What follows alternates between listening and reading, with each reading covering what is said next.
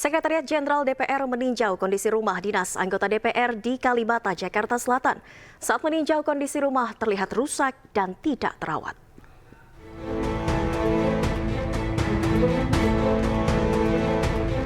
Sekretaris Jenderal DPR RI Indra Iskandar meninjau rumah jabatan atau rumah dinas anggota DPR di kawasan Kalibata, Jakarta Selatan. Tinjauan dilakukan pada dua rumah yang kosong.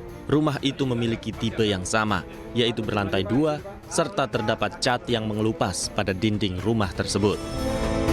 Sekjen DPR mengatakan setiap hari ada keluhan 12 hingga 20 anggota DPR yang menempati rumah tersebut. Keluhan rata-rata karena kebocoran hingga adanya tikus dan rayap di rumah dinas tersebut. Ini yang sudah kami laporkan pada pimpinan DPR dan waktu itu sudah dilakukan juga rapat konsultasi dengan fraksi-fraksi sehingga di tanggal 24 kemarin diputuskan dan disepakati untuk kedepannya akan diberikan dalam bentuk tunjangan. Nah, tunjangan ini tentu adalah bagian dari bagaimana cara kami memberikan layanan kepada Dewan, karena persidangan-persidangan yang dilakukan, kegiatan dilakukan Dewan itu sangat padat, sehingga sudah selayaknya lah anggota-anggota Dewan itu bisa memiliki hunian atau tempat tinggal itu yang layak, yang tenang, yang bisa produktif dalam mengerjakan tugas-tugas konstitusinya.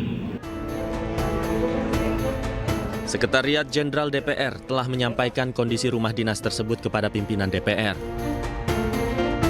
Laporan itu juga telah ditindaklanjuti untuk memberikan semacam kompensasi untuk hunian kepada setiap anggota DPR yang ada. Dari Jakarta, tim liputan iNews melaporkan.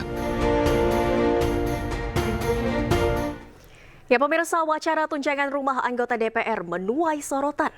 Meski nominalnya masih dalam pembahasan, namun kondisi rumah dinilai sudah tak layak dihuni anggota DPR.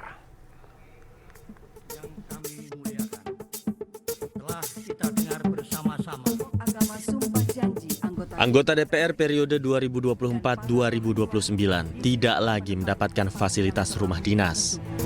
Mereka mendapatkan kompensasi pengganti berupa tunjangan perumahan setiap bulan. Sekretariat DPR beralasan rumah dinas anggota DPR yang ada saat ini sudah banyak yang rusak dan biaya pemeliharaannya tidak lagi ekonomis. Meski tunjangan tersebut akan cair setiap bulan, namun hingga kini Sekretariat Jenderal DPR masih menggodok nilai tunjangan untuk hunian anggota DPR. Tetapi secara ekonomis memang rumah dinas tersebut kalau itu dipertahankan memang banyak sekali biaya pemeliharaan yang harus dikeluarkan untuk sebuah rumah yang layak dihuni gitu ya, karena mengingat usianya. Nah, lalu berkaitan dengan pertanyaan-pertanyaan berapa sih besaran yang akan diberikan kepada Dewan, kami dari tim Biro Perencanaan di bawah Deputi Administrasi masih mengidentifikasi besaran-besaran rumah di seputaran Senayan, Semanggi, sampai dengan daerah Kebayoran, bahkan juga di beberapa tempat titik di Jabotabek, itu sebenarnya tingkat idealnya berapa? Rencana pemberian kompensasi hunian pada anggota DPR menuai sorotan dari masyarakat. Pasalnya, besaran nominal harga rumah di wilayah sekitar kompleks DPR tergolong fantastis. Meski demikian, kondisi rumah dinas anggota DPR yang memprihatinkan juga dirasakan oleh anggota DPR. Kondisi rumah yang bocor dan penuh rayap jadi alasan utama anggota Dewan enggan menghuni rumah dinas. Tentu tergantung kepada keputusan pimpinan dan kesekjenan terkait apakah tetap melanjutkan menghuni rumah dinas ataukah dikonversi terhadap nilai yang tentu secara realistis sesuai dengan apa yang ada di Jakarta. Memang kondisi rumah itu setiap periode kan selalu direnovasi. Saya kan sudah berulang kali juga menghuni di Kalibata misalkan. Kondisi rumahnya selalu bocor, bahkan terakhir-terakhir ini banyak rayap gitu ya. Artinya bahwa memang sepertinya untuk perawatannya sangat tinggi gitu ya. Dan ini memang harus dihitung betul. Apakah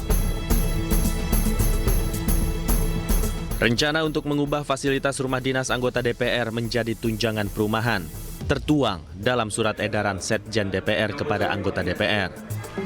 Surat tersebut ditandatangani oleh Sekjen DPR pada 25 September 2024. Dari Jakarta, Tim Liputan iNews melaporkan.